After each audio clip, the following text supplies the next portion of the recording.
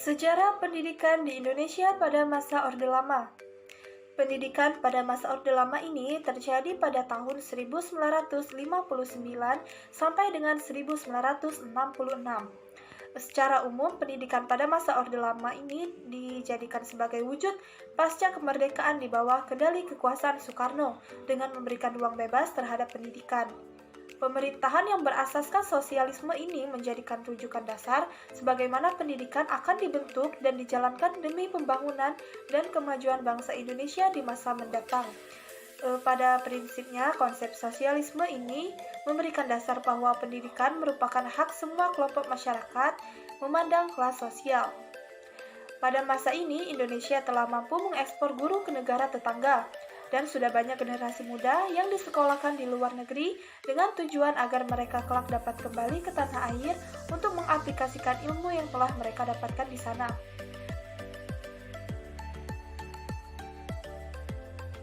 Yaitu diantaranya pertama pada rentang tahun 1945 sampai dengan 1968. Kurikulum pertama yang lahir pada masa kemerdekaan memakai istilah dalam bahasa Belanda Leerplan, yang artinya rencana pelajaran. Perubahan arah pendidikan ini lebih bersifat politis dari orientasi pendidikan Belanda ke kepentingan nasional, sedangkan asas pendidikan telah ditetapkan Pancasila. Pada masa ini, siswa lebih diarahkan bagaimana cara bersosialisasi dengan masyarakat. Yang kedua adalah rencana pelajaran terurai tahun 1952. Kurikulum ini telah lebih merinci setiap mata pelajaran yang disebut dengan rencana pelajaran terurai 1952. Silabus mata pelajarannya sudah jelas sekali dan seorang guru mengajar satu mata pelajaran. Pada masa ini memang kebutuhan peserta didik akan ilmu pengetahuan lebih diperhatikan dan satuan mata pelajaran pun lebih dirincikan. Namun dalam kurikulum ini, siswa masih diposisikan sebagai objek karena guru menjadi objek sentral dalam pentransferan ilmu pengetahuan. Yang ketiga adalah kurikulum 1964. Fokus kurikulum ini adalah pada pengembangan daya cipta, rasa, karsa, karya, dan moral atau pancawardhana. Mata pelajaran yang diklasifikasikan dalam 5 kelompok bidang studi. Yang pertama adalah moral, yang kedua kecerdasan, yang ketiga emosional atau artistik, yang keempat keterampilan, dan yang kelima jasmania. Pendidikan dasar lebih menekankan pada pengetahuan dan kegiatan fungsional praktis. Selanjutnya ada pula kebijakan pemerintah pada masa Orde Lama. Yang pertama adalah kebijakan pendidikan secara umum.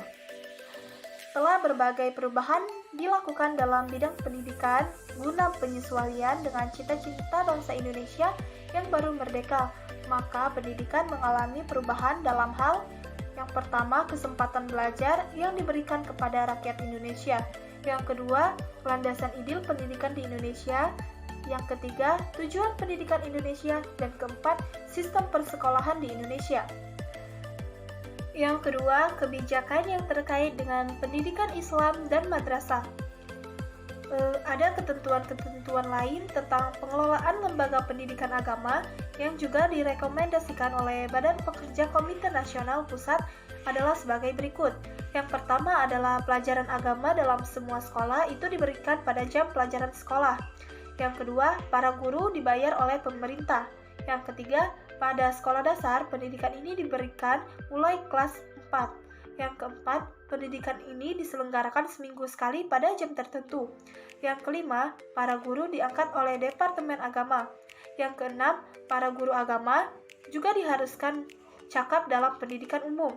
Yang ketujuh, pemerintah menyediakan buku untuk pendidikan agama. Yang kedelapan, diadakan latihan bagi para guru agama. Dan yang terakhir, yang kesembilan adalah kualitas pesantren dan madrasah harus diperbaiki. Sistem pendidikan pada masa Orde Lama terbagi menjadi beberapa periode. Yang pertama adalah periode 1945 sampai 1950. Ada beberapa jenis pendidikan. Yang pertama adalah pendidikan rendah.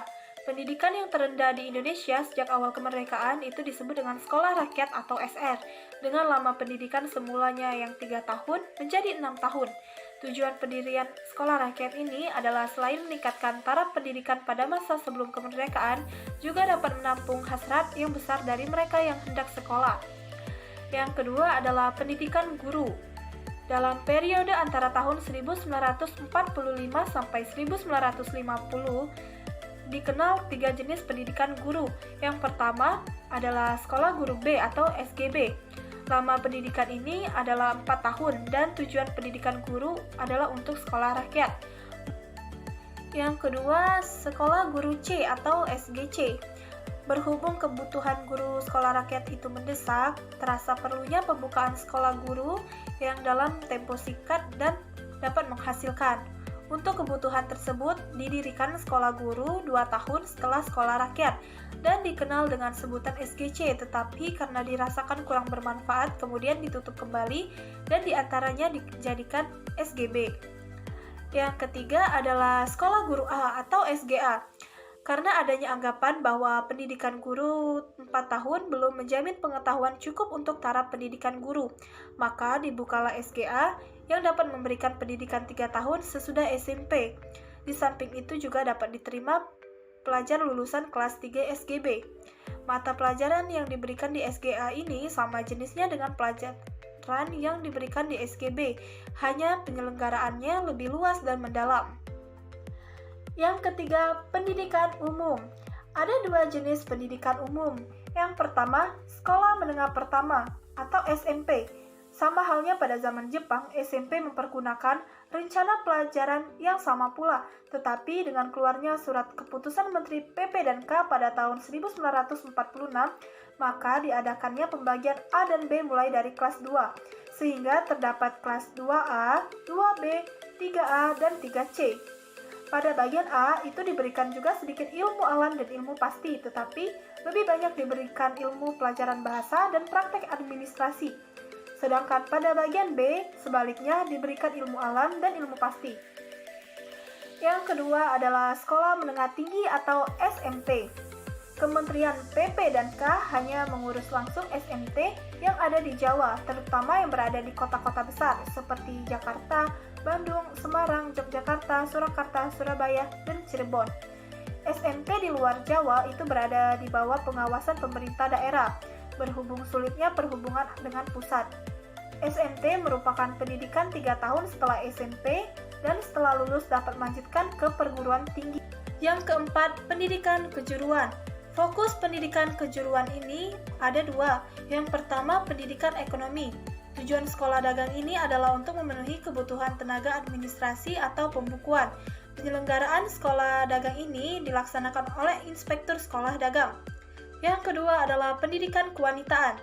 Sesudah kemerdekaan, pemerintah membuka Sekolah Kepandaian Putri atau SKP dan pada tahun 1947, Sekolah Guru Kepandaian Putri atau SGKP yang lama pelajarannya 4 tahun setelah SMP atau SKP. Yang kelima adalah pendidikan teknik, terbagi menjadi 5. Yang pertama adalah kursus kerajinan negeri atau KKN. Sekolah ini 1 tahun lamanya dan merupakan pendidikan teknik terendah berdasarkan SR 6 tahun.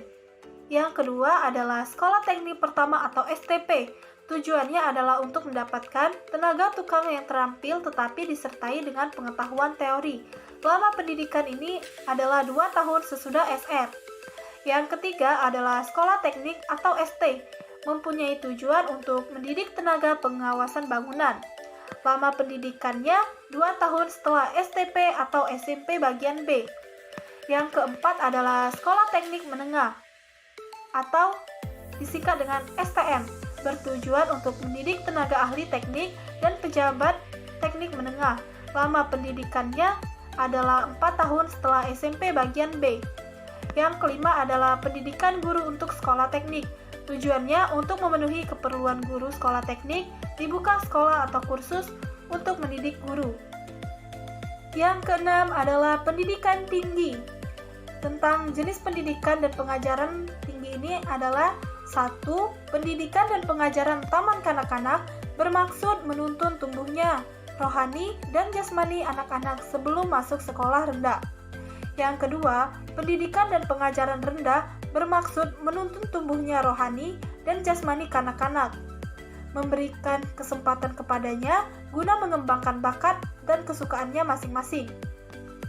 Yang ketiga adalah pendidikan dan pengajaran menengah umum, bermaksud melanjutkan dan meluaskan pendidikan dan pengajaran yang diberikan di sekolah rendah.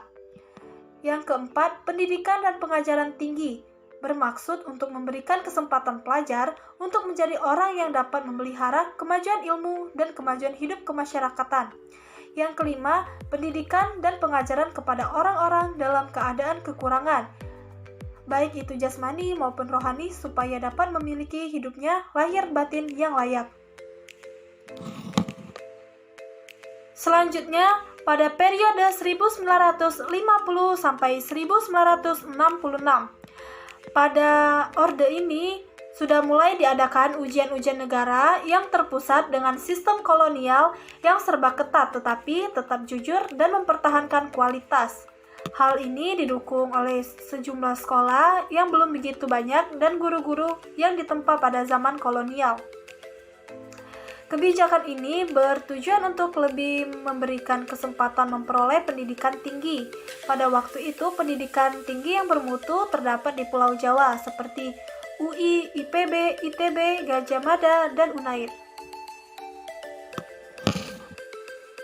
Yang terakhir, tujuan pendidikan masa Orde Lama. Pemerintah Orde Lama menegaskan tujuan pendidikannya dalam Undang-Undang Nomor 4 Tahun 1950 Bab 2 Pasal 3 yang berbunyi, tujuan pendidikan nasional Indonesia adalah membentuk manusia susila yang cakap dan warga negara yang demokratis, serta bertanggung jawab tentang kesejahteraan masyarakat dan tanah air.